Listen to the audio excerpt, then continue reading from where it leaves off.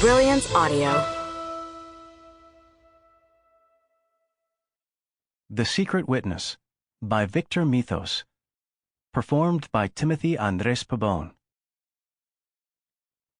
A child ignored by the village will burn it down to feel its warmth.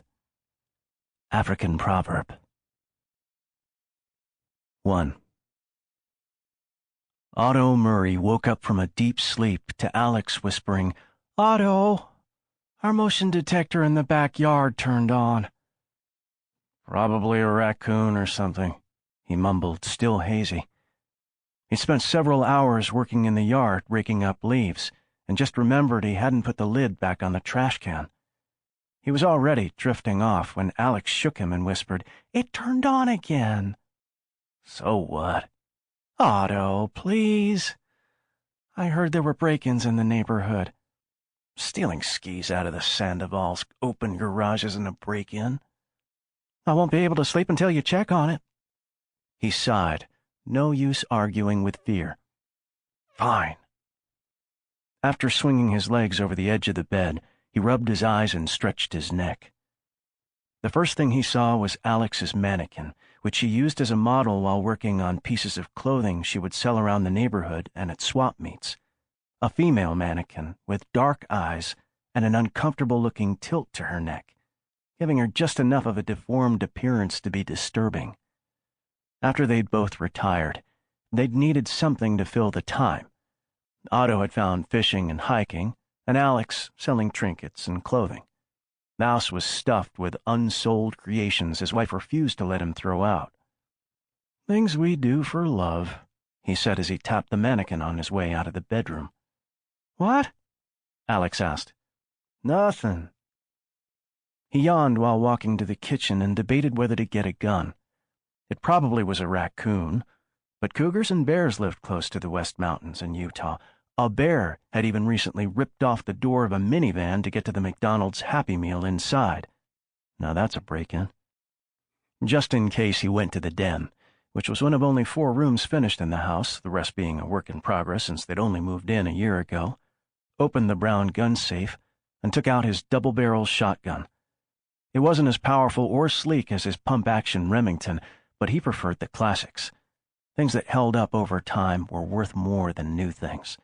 Plus, when his father used to take him rabbit hunting, this was the gun he preferred to use, and it always reminded him of his dad when he got a chance to shoot it. After loading the shotgun, he shuffled casually to the kitchen, yawning again, and squinted through the window above the sink. They had a large unfenced backyard that led to the mountains. Grass and trees surrounded the home, and beyond that was nothing but dirt and rocks. They'd bought the house on the cheap with the expectation they would finish it themselves, Otto having been a contractor, but he found it boring and slow work now that he wasn't getting paid for it. So, he had an unfinished house with an unfinished yard in an undeveloped neighborhood. Still, for 2 empty nesters who didn't have many guests over, it was perfect. He didn't see anything near the house and figured he had been right. Raccoon. He wished one had still been there.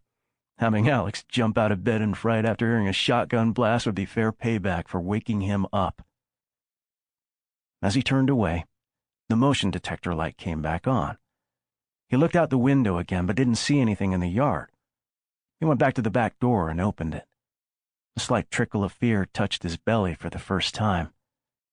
He scanned the yard from one end to the other and tried to focus on the sounds around him. No crickets. He could think of only 2 reasons for that. It was too cold, or a predator was in the area. Since the temperature had been almost 90 earlier that day, it wasn't too cold, but people attacked by bears had reported the forest going silent right before. The motion detector clicked off. Otto stepped outside and looked up at the sky.